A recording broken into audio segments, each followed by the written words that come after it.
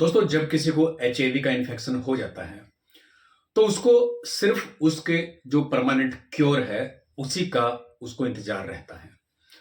हमेशा वो गूगल के ऊपर या फिर कहीं से भी जहां से भी नई जानकारियां मिलती है तो उसका लगाव उसके प्रति बढ़ जाता है। तो वैसे ही हमारा चैनल है जिसके ऊपर हम टाइम टू टाइम एचआईवी से रिलेटेड जो अपडेट्स हैं वो डालते रहते हैं।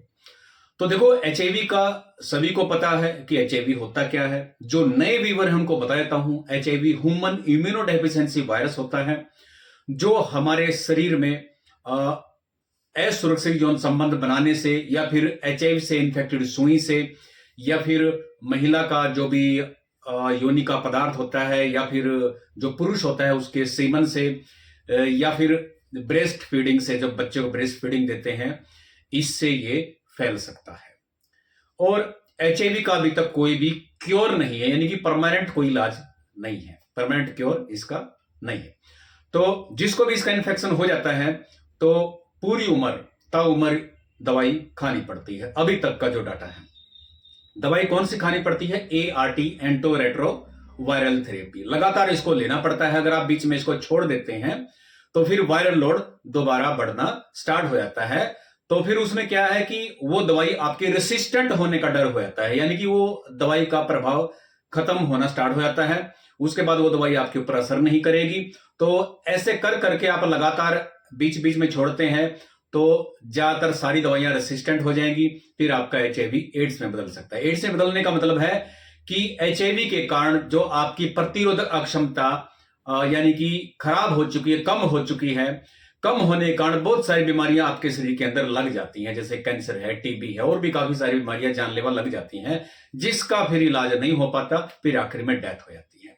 तो यहां पे मैं आपको बताने वाला हूं कि एचआईवी से रिलेटेड जो भी जानकारी हमारे पास आती है, ताजा जानकारी, तो वो हम आप तक पहुंचाते हैं। और जो भी एचआईवी पॉजिटिव हैं, जो दवाई खा रहे हैं 10 साल से, 5 साल से, 20 साल से, तो उनको इंतजार है एक क्योर का। क्योर कब आएगा? जब भी कोई रिसर्च स्टार्ट होती है तो उनकी एक उम्मीद बन जाती है कि हो सकता है इससे उसका क्योर आ जाए। तो आज हम एक ऐसी स्टडी के बारे में बात करने वाले हैं।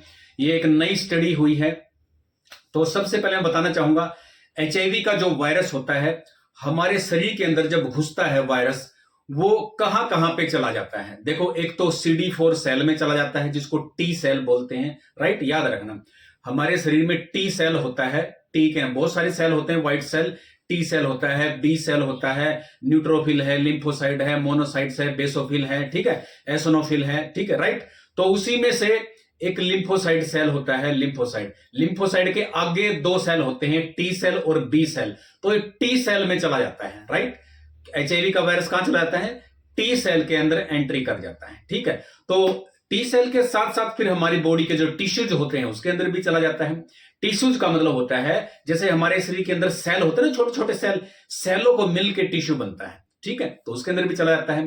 फिर हमारे ब्रेन के अंदर भी चला जाता है, ठीक है। माइक्रोफेज जिसको बोलते हैं, यानी कि इम्यून सेल जिसको बोलते हैं। दिमाग की बात मैंने करी है, दिमाग के अंदर भी चला है। दिमाग के अंदर होते हैं माइक्रोफेज। वैसे तो माइक्रोफेज पूरी बॉडी में होते हैं, लेकिन जो दिमाग में होते हैं माइक्रोफेज, जिसको माइक्रोगैलिया बोलते हैं, राइट? तो उसके अंदर चला जाता है एचआईवी का वायरस।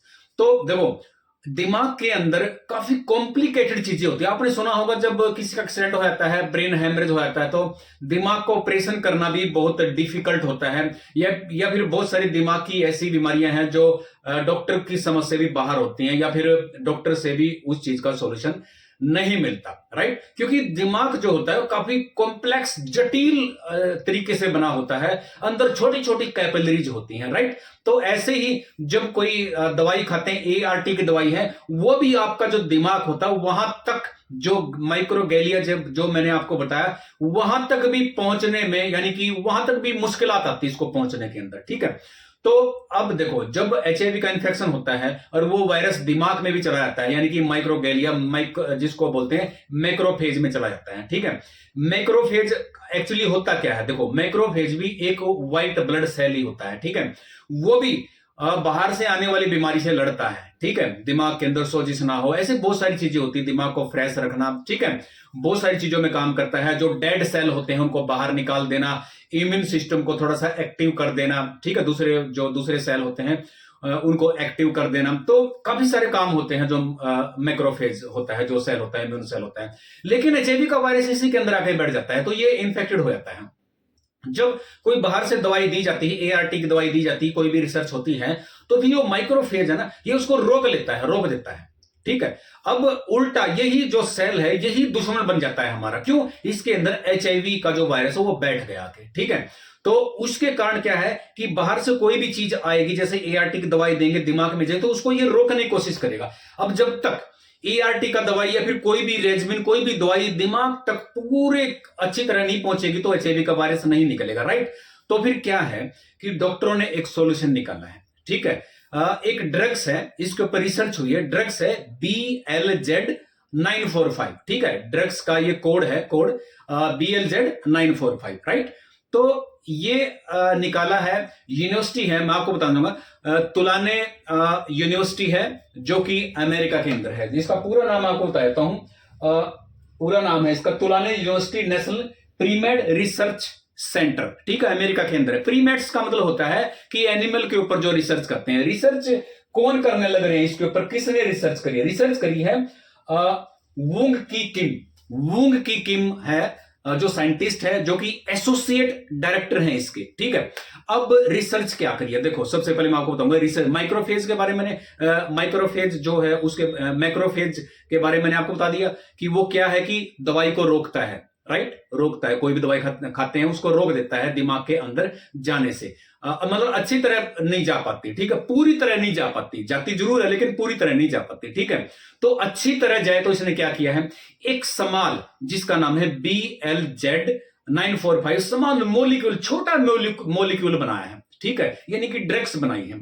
उस ड्रग्स को इसने मैं आपको बताऊंगा कि जो बंदर होते हैं, एनिमल जो बंदर होते हैं, बंदर के ऊपर प्रयोग किया। चूहे के ऊपर भी किया है, बंदर के ऊपर बताऊंगा, बंदर के ऊपर प्रयोग किया है। अब एक बंदर के अंदर एक बीमारी है जिसका नाम है साइमन इम्यूनोडेफिशिएंसी वायरस। ठीक है, सीमियन, SIMIAN, याद रखना, SIMIAN, सीमियन इम्यूनोडेफिशिएंसी वायरस। ठीक है, ये भी सेम होता है एचआईवी की तरह। देखो एचआईवी इंसान के अंदर होता है, ठीक है, आ गया, और ये जानवरों के अंदर होता है। लेकिन ये सीमियन जो वायरस बताया इंसान के अंदर नहीं फैल सकता, और इंसान का वायरस उसके अंदर नहीं फैल सकता। देखो एचआईवी भी एनिमल से आया है, मैं आपको बताऊं, लेकिन एनिमल में चिंपैंजी से आया है HIV1। ठीक है, HIV2 आया है बंदर से, याद रखना। HIV1 आया है चिंपैंजी से, HIV2 आया है बंदर से। लेकिन इसके अंदर जो सिमियन जो मैंने वायरस बताया, साइमियन के नाम से जो वायरस, साइमियन इम्यूनोडेफिशिएंसी वायरस, वो एचआईवी की फैमिली से मिलता जुलता वायरस है।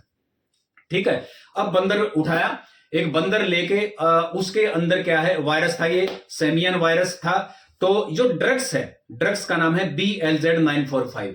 इसकी डोज दी गई 20 से 30 mg पर केजी के हिसाब से। पर केजी मतलब जो बंदर का वेट था उस 1 किलो के हिसाब, 10 किलो है तो फिर 10 गुना बढ़ा देंगे, यानी कि 20 से 30 mg पर केजी के हिसाब से दी गई, लगातार 1 महीने मुंह के थ्रू दी गई। तो जब ये मुंह के थ्रू ये दवाई दी गई तो फिर हुआ क्या? देखो हुआ क्या कि जो मैक्रोफेजिस था ना, मैक्रोफेजिस, देखो अब हमारा दुश्मन कौन बन गया? हमारे शरीर के अंदर दिमाग में जो माइक्रोगैलिया के नाम से, जिसका दूसरा नाम है इम्यून सेल या फिर मैक्रोफेज जिसको बोलते हैं, वो हमारे शरीर में क्या करता है, डेड सेल को बाहर निकाल देता है, यानी कि इम्यूनिटी को बढ़ावा देता है। लेकिन एचआईवी का वायरस जब दिमाग के अंदर आ गया तो उल्टा हमारे शरीर के खिलाफ हो गया, मतलब कि हमारा जो बाहर से दवाई देते उसके खिलाफ हो गया। अब सबसे पहले तो किसको इनएक्टिवेट करना पड़ेगा?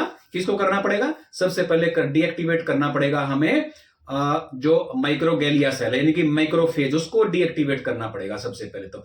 अब क्या हुआ, जब ये दवाई दी गई, देने के बाद जो मैक्रोफेज था उसका लेवल बिल्कुल नीचे की तरफ चला गया। अब नीचे की तरफ चला गया तो फिर जब दवाई अंदर जाएगी, कोई भी जैसे एआरटी कोई भी दवाई अंदर जाएगी तो फिर उसको रोकेगा नहीं। और ऊपर से दवाई का देखो, जो दवाई दी गई थी, ऊपर से दूसरे जो इसके अलावा मैक्रोफेज के अलावा जो दूसरे सेल थे उसके ऊपर इस दवाई का मतलब साइड इफेक्ट नहीं हुआ, वो ऐसे ही हेल्दी वेल्दी एक्टिव रहे और अच्छे से काम करते रहे। यानी कि ये चीज कामयाब हुई दवाई के थ्रू। देखो अब क्या है कि कोई भी दवाई आप दोगे, दवाई देने के बाद वो अच्छे से ब्रेन के अंदर अच्छे से फैल जाएगी और फिर क्या होगा, एचआईवी का वायरस जो है बाहर निकल सकता है। यानी कि इसके थ्रू जो हम टारगेट, देखो जो मैक्रोफेजिस था वो कौन सा था, एचआईवी से इन्फेक्टेड था, जैसे मैंने बताया, उसी को इसने कम कर दिया, यानी कि खत्म ही कर दिया, यानी कि एलिमिनेट उसको कर दिया। इसका मतलब है कि दिमाग से एचआईवी निकल गया बाहर, यानी कि दिमाग से एचआईवी निकल गया। निकला तो क्या था, बंदर के अंदर कौन सा था, साइमियन इम्यूनोडेफिशिएंसी वायरस, वो वायरस निकला है। ठीक है, क्योंकि किसके ऊपर रिसर्च हुई थी, बंदर के ऊपर। कौन सा वायरस था, सेमियन इम्यूनोडेफिशिएंसी वायरस, वो एचआईवी से मिलता जुलता वायरस है, राइट। तो अगर वो निकल गया तो एचआईवी का वायरस भी निकल सकता है। तो आने वाले टाइम पे देखो, अभी क्या है कि इसके ऊपर रिसर्च चली हुई है, ह्यूमन के ऊपर, गाउट गांठ जैसे होता है ना, जिसको बोलते ट्यूमर, ह्यूमन जो ट्यूमर होता है उसके ऊपर रिसर्च चली हुई है कि वाकई में ये चीज जो मोंकी के ऊपर या फिर चूहे के ऊपर ये एक्सपेरिमेंट किया गया है, क्या वाकई में कामयाब है, क्या वाकई में ये मैक्रोफेज जो सेल्स हैं उसको कम कर देता है। और अगर कम कर देता है तो फिर जो दवाइयां खाएंगे वो दिमाग के अंदर भी अच्छे से पूरा असर करेगी, हर जगह फैल जाएगी, और जिसे आने वाले समय के ऊपर ब्रेन से, तो क्योंकि ये ब्रेन से रिलेटेड है, ठीक है। देखो अलग अलग थेरेपी आती है, ब्लड से निकालने की थेरेपी, ब्रेन से निकालने की थेरेपी।